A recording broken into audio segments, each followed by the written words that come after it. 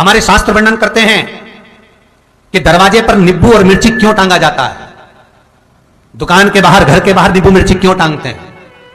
क्योंकि लक्ष्मी और दरिद्रता, इन दोनों देवियों को भगवान विष्णु का वर है कि ये प्रतिदिन भूमंडल पर विचरण करने के लिए जाएंगी। प्रतिदिन,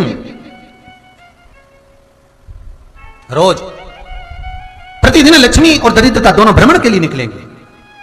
और जिसके घर में मिष्ठान रखा होगा, उसके घर में लक्ष्मी मीठा खाने के लिए अंदर प्रवेश कर जाती है। और नींबू और मिर्ची दरवाजे पर इसलिए बांधते हैं कि दरिद्रता हमारे घर में प्रवेश ना करे, वो दरवाजे से खाकर ही चली जाए। दरवाजे से। एक बात बहुत ध्यान रखना, जिसके घर में, फ्रिज में, डलिया में या रसोई घर में नींबू और मिर्ची ये दोनों एक ही जगह रखे रहते हैं, उसके घर में कभी शांति नहीं रहती है। सास बहू का, ननंद भाभी का, भाई भाई का, परिवार में कुछ ना कुछ क्लेश जरूर ही होगा। 4 दिन अगर अच्छे निकल गए तो 5वें दिन क्लेश का जाएगा। 5 दिन अच्छे निकल गए, 6वां दिन क्लेश का जाएगा। कुछ ना कुछ, एक जरा सी कटोरी पड़ी है उसके पीछे विवाद चालू हो जाएगा, जरा सा पानी ढुल गया उसके पीछे विवाद चालू हो जाएगा, बेडशीट बदल रहे थे उसके पीछे विवाद चालू हो जाएगा, पति कक्ष में आया विवाद चालू हो जाएगा। तुमने एक शब्द कहा, कोई लड़ाई की बात नहीं करी, फिर भी विवाद चालू हो जाएगा। समझ लेना कि घर के रसोई घर में या फ्रिज में नींबू और मिर्ची साथ रखा हुआ है तो वो क्लेश तो देगा ही। पंडितों से पूछोगे, ज्योतिषाचार्यों से पूछोगे, वो कहेंगे मोती पिना दो, कोई कहेगा पितृदोष हो गया, कोई कहेगा कालसर्प दोष हो गया, कोई कहेगा वास्तु दोष हो गया, पर वो आपको ये नहीं बताएंगे कि नींबू और मिर्ची एक डलिया में रखा हुआ है। ये हमारा वेद, हमारा शास्त्र बताएगा कि नींबू और मिर्ची ये दरिद्रता देवी को प्रिय है, और जहां नींबू और मिर्ची साथ रखा वहां दरिद्रता प्रवेश कर जाती है, और दरिद्रता गई तो वो क्लेश उत्पन्न करती है, जिससे इसके घर में सुख ना रहे। सुख नहीं रहेगा तो लक्ष्मी नहीं रहेगी, दरिद्रता उसके घर में आराम से रह सकती है। अब बहुएं कहीं किसी से पूछ रही, सास किसी से पूछ रही, हमारे घर में शांति नहीं, हमारी बहू बहुत अच्छी थी पहले, बहुत क्लेश करती है, हमारी सास बहुत अच्छी थी, बहुत क्लेश करती है। घर में विवाद इतना ज्यादा होता है गुरुजी, जरा सी बात के पीछे विवाद होगा, इतना बड़ा फैल जाएगा। पति पत्नी में जरा सी बात होगी, इतना बड़ा फैलाना हो जाएगा। बच्चों को थोड़ा सा समझाओ, इतना बड़ा फैलाना हो जाएगा। कारण क्या है? उसका कारण है तुम्हारे घर में जरूर एक डलिया के अंदर नींबू और मिर्ची या फ्रिज के एक बॉक्स के अंदर नींबू और मिर्ची रखा हुआ है। उसका क्लेश तुम्हारे यहां रहेगा ही, सदा रहेगा। इसलिए महाराज नींबू मिर्ची दरवाजे पर टांगा जाता है, बाहर संग नहीं, बाहर जाए। एक बात बहुत सुंदर है, जैसे दूध और दही दोनों एक ही झोले में, एक ही बैग में, एक कैरी बैग के अंदर दूध और दही अलग अलग पॉलिथीन में बंधे हुए हैं, अलग अलग डोलची में, अलग अलग डब्बे में रखे हुए हैं। एक व्यक्ति एक ही बैग के अंदर दूध और दही ये दोनों चीज अगर लेकर घर के अंदर आता है तो उसके घर में संपदा की तो कमी आती ही है, उसके घर में संपदा टिकती नहीं है। घर में अगर लाख रुपए रखे हैं तो 3 दिन या 4 दिन के अंदर वो पैसा वापस जाना है। दही और दूध अगर एक ही साथ आया है, एक ही व्यक्ति एक ही झोले में, एक ही बैग में, एक ही कैरी बैग में अगर लेकर आया, उसी तरह नींबू और मिर्ची का भी क्रम है महाराज। कई कई सब्जी वाले उसको एक साथ बांध देते, नहीं नहीं, नींबू वाले अलग बैग में डाल लो, पन्नी में अलग बांधकर या झोले में अलग बांधकर मिर्ची रख लो, वो चल जाएगा, पर एक साथ अलग हो महाराज। मेरे को मालूम है दरिद्रता कि तेरे को खट्टा और तीखा पसंद है,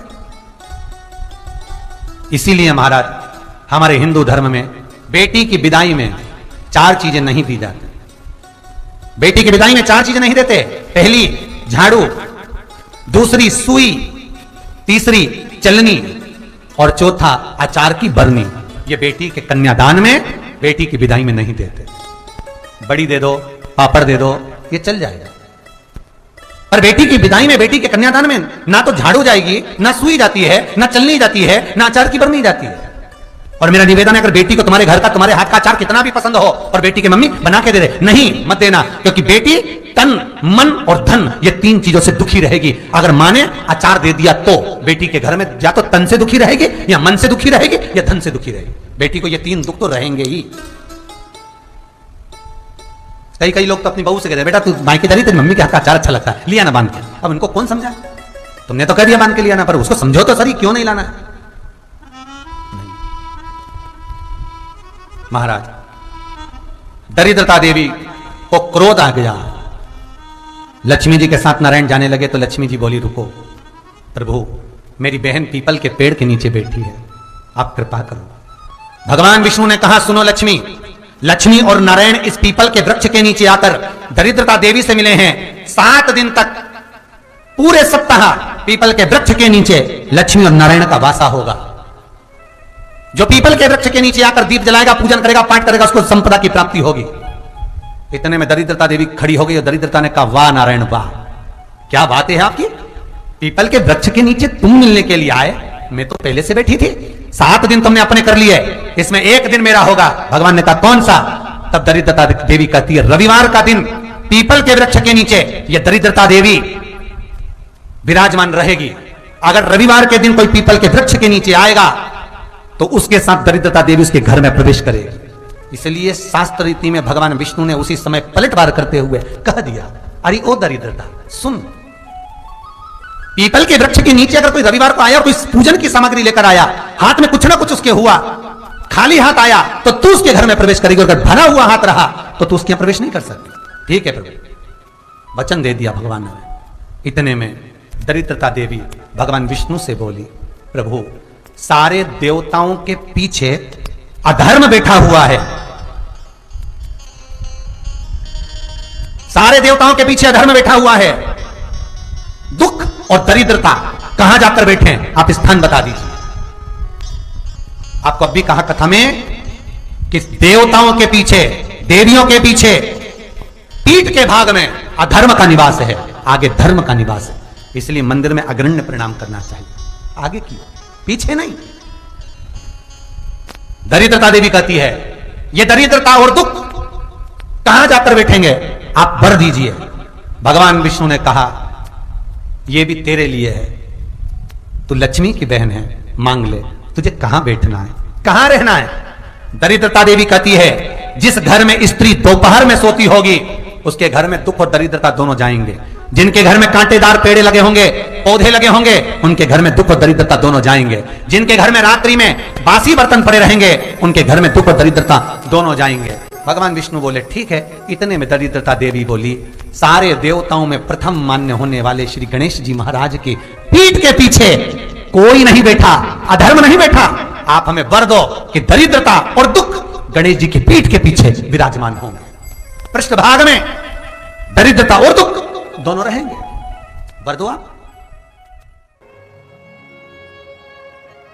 केवल एक मेरा देवाधिदेव महादेव ऐसे हैं, पार्वती मैया जब भोजन परोसती है, आकड़िया की रोटी बनाई, काकड़िया की साग, और परसे माता पार्वती जी पावे भोलानाथ, मन शिव रटोरे, छोड़ दो कपट मन शिव रटोरे। आकड़िया की रोटी बनाई और काकड़िया की साग। पार्वती जी जब जब भोजन बना के तैयार रखती हैं, शंकर भगवान के सामने थाली आती है, शिव जी के सामने जैसी थाली पहुंची, बाबा भोलेनाथ जी के सामने जैसी पात्र आया भोजन का, शंकर भगवान सबसे पहले भोजन करने से पहले नंदी की ओर देखते हैं, नंदी शिव जी की ओर देखता है। तब पार्वती जी 3 बार भगवान महादेव से प्रश्न कर चुकी, ऐसा क्या कारण है कि मैं भोजन बनाकर तुम्हारे सामने रखती हूं और नंदी की ओर तुम मुड़कर देखते हो। भोजन में कोई कमी रह गई, भोजन में नमक रह गया, भोजन में मिर्ची रह गई, भोजन में घी रह गया, भोजन में क्या कमी रह गई कि मैंने थाली रखी और तुमने नंदी की ओर देखा, ऐसा है क्या? पति भोजन करने बैठे और पत्नी ने थाली लगा के रखी और पति अपना मोबाइल देखता रहे, तो पत्नी को गुस्सा नहीं आएगा? तुम्हारा मोबाइल जरूरी है कि भोजन जरूरी है? किससे चैटिंग चल रही है, क्या है ये, किससे बात चल रही है, क्या हो गया ये मोबाइल में क्यों लगे रहते हो दिन भर? भोजन की थाली सामने रखी है ना। माता पार्वती जी ने शिव जी के सामने भोजन की थाली रखी और भगवान शंकर भगवान ने नंदी की ओर मुख कर कर देखा। जो नंदी की ओर देखा तो पार्वती जी ने गुस्सा कर दिया। माता पार्वती जी बोली, प्रभु एक बात बताओ, मैं रोज भोजन की थाली लाती हूं और आप भोजन की थाली देखकर नंदी की ओर देखते हो, ऐसा है क्या?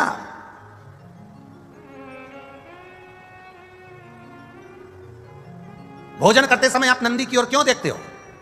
क्या मेरे भोजन में कोई कमी है? क्या मेरे बनाने में कोई कमी है? क्या मैंने जो भोजन बनाया वो श्रेष्ठ नहीं बनाया?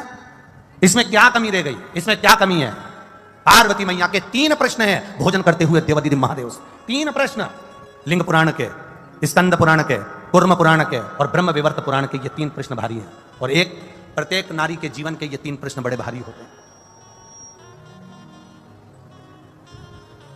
ब्रह्म विवर्त पुराण में भी ये वर्णन किया गया। प्रश्न कर लिया, क्या कारण क्या है? ये नंदी को तुमने देखा क्यों और नंदी ने तुमको देखा क्यों? क्या बात क्या है? शंकर भगवान उस समय पर मौन होकर मेरा देवाधिदेव महादेव त्रिकालदर्शी कालाधिपति मेरा विश्वनाथ मुस्कुरा दिया। बस हंसे प्रभु, बोले कुछ नहीं। जब कोई प्रश्न बड़ा भारी होता है ना और कुछ अच्छा ही होता है ना तो मुस्कुराया जाता है। कभी कभी पति भी मोबाइल चलाते चलाते, भले वो बेचारा किसी से चैटिंग नहीं कर रहा, पर पत्नी ने कहते तुम रोज लगे रहते हो चैटिंग में, किससे बात कर रहे हो? मुंह मुस्कुरा देता, वो मुस्कुराया, बस पत्नी समझ गई जरूर कोई बात है। सही बता दो मुझको, क्या बात है, जल्दी बताओ मेरे को, किससे चैटिंग चल रही थी? लाओ दो मेरे मोबाइल मेरे को हाथ में। पति ने अपना मोबाइल भी दे दिया, ले, और किससे बात चल रही थी वो भी दिखा दिया। तो वो तो केवल व्हाट्सएप खोल के मैसेज देख रहा था, तो तुम मुस्कुरा क्यों रहे हो? कारण क्या? अरे यहाँ कड़िया की रोटी बनाई, काकड़िया की साग, और परसे माता पार्वती जी, और पावे भोलानाथ मन शिव रटोरे, और छोड़ दो कपट मन शिव रटोरे। पार्वती जी ने पूछ लिया आखिर बात क्या है, क्या हुआ, क्या ऐसा कारण क्या? शिव जी नहीं बोले।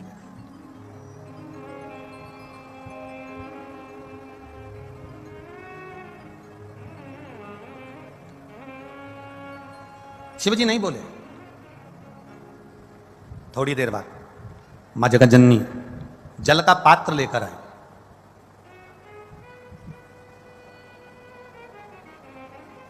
जो जल का पात्र लेकर मां जगतजननी आई, शिव जी ने अपनी केश को, जटा को हाथ लगाया, ऊपर देखा। शंकर जी का एक चित्र, एक फोटो आपने देखा होगा जिसमें शिव जी ऊपर देख रहा है, दोनों हाथ ऊपर। किसी ने दर्शन करें कभी? शिव जी के एक फोटो का दर्शन करना, अगर ना करे हो तो कभी गूगल पर, नेट पर, चित्र में शिव के जटा ऊपर गंगा और शंकर के नेत्र ऊपर दर्शन कर लो। पार्वती जी ने फिर प्रश्न कर लिया, मेरे एक प्रश्न का उत्तर नहीं दिया आपने। मेरा दूसरा प्रश्न है, मैं आपके लिए जल लेकर आई तो आपको ऊपर देखने की क्या जरूरत थी? अगर मैं जल लेकर आई हूं तो ये ऊपर देखने की क्या जरूरत? क्या है ऐसा ऊपर? ऐसा है क्या? शिव जी ने कोई उत्तर नहीं दिया। कभी कभी उत्तर ना दिया जाए तो ही अच्छा है। जब प्रश्न की ललकता व्यक्ति के अंदर आ जाती है तो उत्तर पाने की चाह उसके अंदर बढ़ जाती है। उत्तर पाने की चाह उसके अंदर बढ़ जाती है। दो प्रश्न खड़े हो गए। पहला प्रश्न क्या है कि भोजन की थाली लगते ही नंदी को तुमने क्यों देखा और नंदी ने आपको क्यों देखा? दूसरा प्रश्न क्या है, भोजन के लिए जब मैं जल भर कर लाई हूं आपके पीने के लिए तो आपने ऊपर क्यों देखा, किस लिए देखा?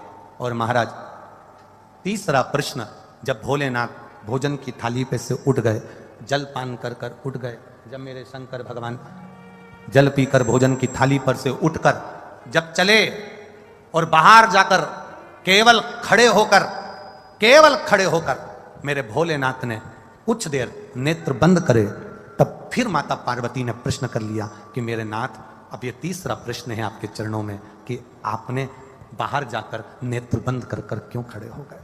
कारण क्या? कारण क्यों?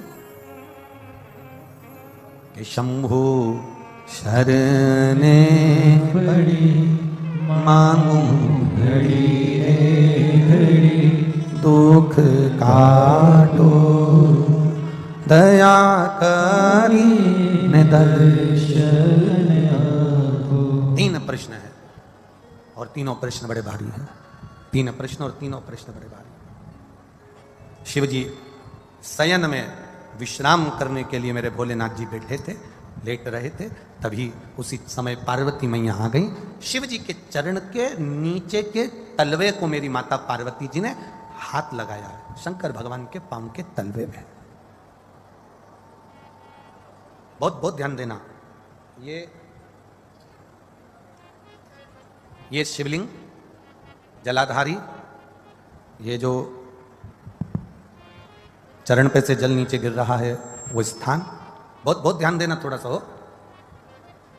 ये शिवलिंग जलाधारी, यहां से जल अशोक सुंदरी के पास में से नीचे की ओर गिर रहा है, ठीक है। बेलपत्र नहीं है आपके पास चढ़ाने के लिए, मत चढ़ाओ। जल नहीं है चढ़ाने के लिए, मत चढ़ाओ। अक्षत नहीं है चढ़ाने के लिए, मत चढ़ाओ। पुष्प नहीं है शिव जी को चढ़ाने के लिए, मत चढ़ाओ। शमी पत्र नहीं है, मत चढ़ाओ। पर किसी शिवालय में, किसी शंकर के मंदिर में अगर तुम गए हो, तुम्हारे पास में कुछ भी नहीं है, जो भी भगवान का दर्शन तुमने किया है, तो यहां से जो पानी नीचे गिरता है, उस गिरने वाले स्थान पर मात्र अपने हाथ का 3 बार स्पर्श कर कर बाबा से दिल की बात कहकर आ जाओ, तो मन की मुराद बाबा पूर्ण कर देता है। वो सहज प्रसंग है। माने मेरी माता पार्वती जी ने शिव जी के चरण के नीचे के तलवे को मेरी माता ने स्पर्श किया है। आज बाबा बैठे हुए और माता ने चरण के तलवे को स्पर्श किया, स्पर्श किया। बस अब पार्वती जी ने प्रश्न नहीं किया। 3 प्रश्न माता पार्वती जी कर चुकी थी, अब दूसरी बार माता पार्वती जी ने शंकर जी से कोई प्रश्न नहीं किया। मेरा धर्म पत्नियों से निवेदन है, तुम्हारे पति से तुमने एक प्रश्न किया और उसका उत्तर अगर वो नहीं दे रहे हैं तो तुम मौन हो जाओ, चुप हो जाओ, पीछा मत पकड़ना। पर तुम्हारी आदत इतनी विचित्र है, जब तक उस बात के पीछे तुम्हारी लड़ाई नहीं हो जाए तब तक तुम वो बात कभी खत्म करती ही नहीं।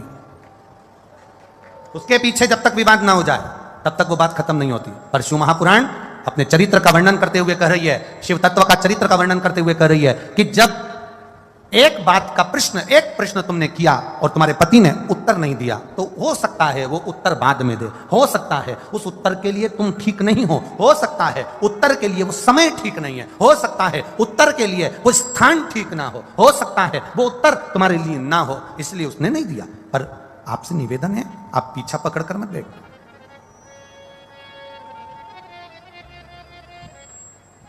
कई माताओं की आदत होती है, कई आवाज पकड़ रहा है, गला पकड़ रहा है, कई माताओं की आदत रहती है, पीछे के गए हुए लोगों को ज्यादा उखाड़ते हैं। पीछे का जो समय चले गया ना, उसको उखाड़ते हैं। वो तो मैं उस दिन से जानती हूं जिस दिन से शादी करके आई हूं ना, 3 दिन नहीं हुए थे और तुम्हारी बहन ने मेरे साथ जो करा है ना, मैं सब मालूम है मेरे को। अब जब लड़ाई होती है तब वो 3 दिन उसके पूरे 70 साल की हो गई, पर वो 3 दिन खत्म नहीं हुए, उसके 3 दिन उसके चालू है। अब मेरे महादेव जी ने क्या करा, केवल चरण के तलवे को स्पर्श किया था मेरी मां ने, केवल चरण को स्पर्श, और शिव जी ने कह दिया, गौरा, ए हिमालय सुता, ए विनायक की महतारी, ए षडानंद कार्तिकेय की मां, जगत का भरण पोषण करने वाली है जगत जननी, तुमने 3 प्रश्न मुझसे किए। अब प्रश्न नहीं कराए मेरी माता ने, केवल एक बार प्रश्न कर कर मेरी माता भूल गई, और भूलने के बाद मेरी मां महादेव के चरण के उस रज को, उस नीचे तलवे को केवल स्पर्श करी और शिव जी ने उत्तर देना प्रारंभ कर दिया। सुनो हिमालय सुता, सुनो गोरा, सुनो हे जगत धात्री जगदम्बा, हे दुर्गा, सुनो, तुम्हारा पहला प्रश्न था कि मैं भोजन की थाली के सम्मुख बैठा तो नंदी को क्यों देखा, किस लिए देखा, और नंदी ने मुझे देखकर अपने शीश को क्यों हिलाया। सुता, हे हिमालय सुता, उसका केवल एक उत्तर है, मेरे को लोग विश्वनाथ कहते हैं। विश्वनाथ का मतलब तुम जानती हो सुता? विश्वनाथ का मतलब तुम्हें मालूम है पार्वती? पार्वती जी कहती हैं, हां, जो विश्व का नाथ है। शिव जी ने कहा, पार्वती, कोई 7 ताले में भी बंद हो जाए ना, मेरे भोजन के पहले, कोई 7 ताले में भी बंद हो गया, मेरे भोजन के पहले उसके पेट भरना चाहिए। विश्वनाथ का मतलब है कोई अनाथ ना रहे, सबका उदर पोषण हो, सबका पेट भरे। जब तू थाली रखती है, मैं नंदी को देखकर पूछता हूं, क्या सारे संसार के जलचर, थलचर, वायुचर कितने, एक भेल मछली है, एक बड़ा सा हाथी है, एक बड़ा सा जानवर है, एक बड़ा सा जीव है, हजारों मछलियां, करोड़ों जीव उसको खाते हैं, एक साथ उसके पेट भरने में, एक बड़ी भेल मछली का पेट भरने में हजारों टन भोजन लग जाता है।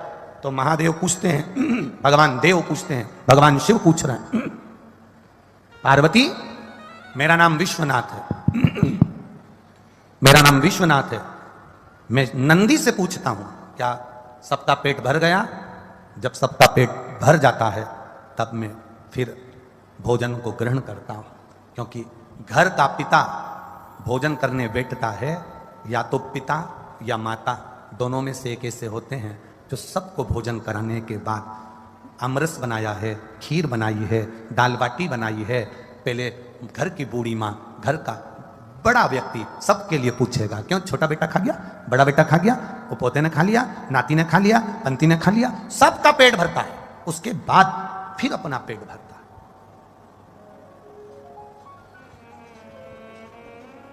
मैंने नंदी से पूछा क्या सबका पेट भरा गया? नंदी ने शीश हिलाया। ठीक है। अब मुझे दूसरा प्रश्न का उत्तर जो था, देवादिदेव महादेव ने कहा, सुनो पार्वती जी, जिस समय तुम जल का पात्र लेकर आई थी, उस जल के पात्र को जब मेरे सामने लाकर दिया था तो मैंने ऊपर अपने नेत्रों को करा, हाथ उठाए, नेत्रों से मैंने ऊपर देखा। उस समय मैं मां गंगा से पूछ रहा था, गंगा, ए गंगा, तेरे तट पर आए हुए जीव, या जिसने एक बार मुख से हर हर महादेव कहा हो, जिसने बम बम भोले कहा हो, जिसने भूलवश ओम नमः शिवाय कहा हो, जिसने भूल से भी मेरे मंदिर के सामने से निकल कर चला गया हो, जो भूल से भी मेरे मंदिर की ओर मुड़ कर देख लिया हो, जो भूल से भी मेरे मंदिर की रज उड़ के जिसके सिर पर चली गई हो, तो महादेव कह रहे हैं, मैं गंगा से पानी पीने से पहले पूछ रहा था, क्या तूने उन सभी जीवों का कल्याण कर दिया? जब गंगा का इशारा हुआ तब मैंने जल का पान करना प्रारंभ करा। शिव गंगा से पूछते हैं।